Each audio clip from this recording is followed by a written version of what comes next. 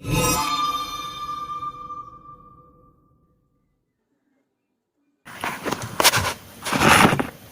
Everyone, ഇന്ന് ഞാനിവിടെ പരിചയപ്പെടുത്താൻ പോകുന്നത് നമ്മുടെ എല്ലാവർക്കും പരിചയമുള്ളതായിരിക്കും നമ്മുടെ കെൻവുഡിൻ്റെ Xd-V626 എന്ന് പറഞ്ഞ ഓൾഡ് ഹൈഫൈ സിസ്റ്റത്തിൽ മോസ്ഫെറ്റ് ഡ്രൈവർ, അതായത് മോസ്ഫെറ്റ് ആമ്പ് കയറ്റിയിരിക്കുന്നതാണ്. അതിൻ്റെ സ്റ്റോക്ക് ആമ്പാണ് എന്നിട്ട് ഇപ്പോൾ നമ്മൾ കാണുന്ന മോസ്ഫെറ്റ് ആണ് ഞാൻ ഇപ്പോൾ കയറ്റി വെച്ചത്. മോസ്ഫെറ്റ് ആംപ്ലിഫയർ ആണിത്.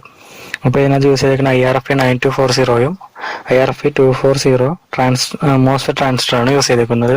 പ്ലസ് വോളിയം ഗെയിനറും വെച്ചിട്ടുണ്ട്. അപ്പോൾ ഇതിനെ സ്റ്റോക്ക് ആകുമ്പോൾ എന്നിട്ട് നമ്മളിപ്പോൾ ഇത് കയറ്റുന്ന ഗുണം വെച്ചാൽ പവർഫുൾ ആവും. അത് മാത്രമല്ല ബ്ലൂടൂത്തും വെച്ചിട്ടുണ്ട്. അപ്പോൾ നമ്മൾ സാധാരണ പാനലാണ് വെച്ചേക്കുന്നത്. പിന്നെ കണക്ടറുകളൊക്കെ പഴയ കണ്ടീഷനിൽ തന്നെ വരും. ഫാൻ വെച്ചിട്ടുണ്ട്. സ്റ്റോക്കിന് ഫാൻ ഇല്ല, പക്ഷേ ഫാൻ നമ്മൾ ഇപ്പോൾ വെച്ചേക്കുന്ന ബോർഡിന് ആവശ്യമാണ്, കാരണം അതിന് ഹീറ്റ് കൂടുതലാണ്.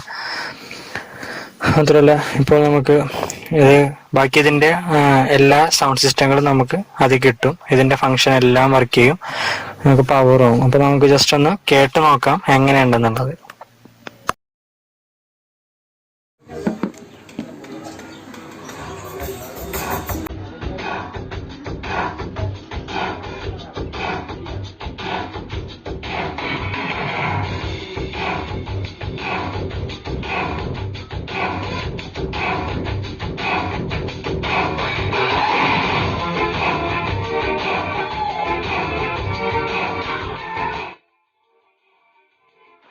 ഇതിൻ്റെ സ്റ്റോക്ക് ആമ്പിൽ സാധാരണ വരുന്നത് 100 വാട്ട്, ഒരു ചാനൽ 100 വാട്ടാണ്. അങ്ങനെ 2 ചാനൽ വരുന്നത്.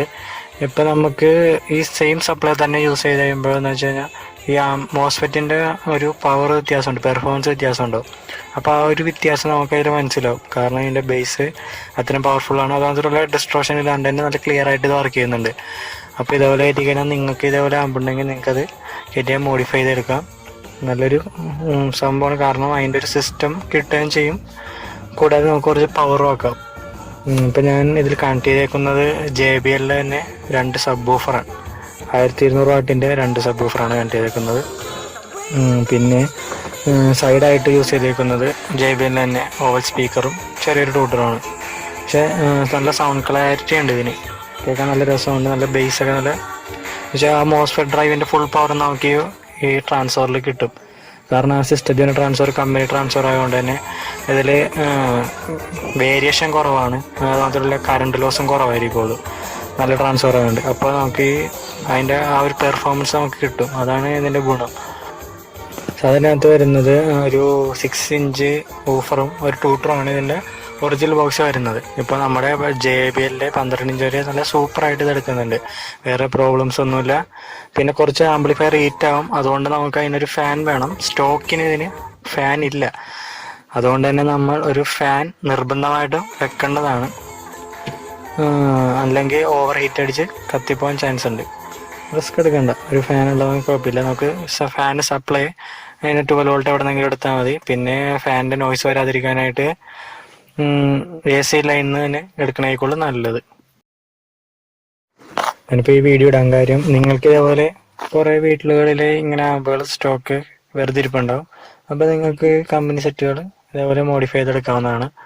അപ്പോൾ ഇതിൻ്റെ എങ്ങനെയെന്ന് അറിയാൻ, എങ്ങനെയാണ് ഇതിൻ്റെ പരിപാടി എന്ന് കാണിക്കാനായിട്ട് ജസ്റ്റ് ഞാനിപ്പോൾ കമൻറ്റ് സെക്ഷൻ ആൾക്കാർ വേണമെന്ന് പറഞ്ഞാൽ ഞാൻ ഇതെങ്ങനെ ചെയ്തതെന്ന് ഒരു വീഡിയോ വേറെ ചെയ്യാം.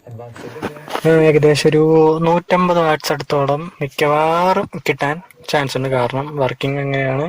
അതുകൊണ്ട് തന്നെ നിങ്ങൾക്ക് ഇതേപോലെ ചെയ്യാവുന്നതാണ്. നിങ്ങളുടെ ഇതേപോലെ JBL അങ്ങനെയുള്ള സെറ്റുകളൊക്കെ വെച്ച് പാടിക്കാൻ പറ്റും. അപ്പോൾ അതിൽ നിന്ന് ഇങ്ങനെ കമ്പനി സെറ്റുകൾ യൂസ് ചെയ്ത് നമുക്ക് പാടിക്കാം. അപ്പോൾ നമുക്ക് ഇതുപോലെ മോഡിഫിക്കേഷൻ ചെയ്താൽ മതി. അപ്പോൾ എൻ്റെ വീഡിയോ എനിക്ക് ഇഷ്ടപ്പെട്ടെന്ന് കരുതുന്നു. അതുകൊണ്ട് മറക്കാതെ സബ്സ്ക്രൈബ് ചെയ്യുക. ഇനിയും ഇതേപോലെ വ്യത്യസ്തമായ വീഡിയോകൾ ഞാൻ കൊണ്ടുവരുന്നതാണ്. So thank you. എൻ്റെ ചാനൽ സബ്സ്ക്രൈബ് ചെയ്യാനും ലൈക്ക് ചെയ്യാനും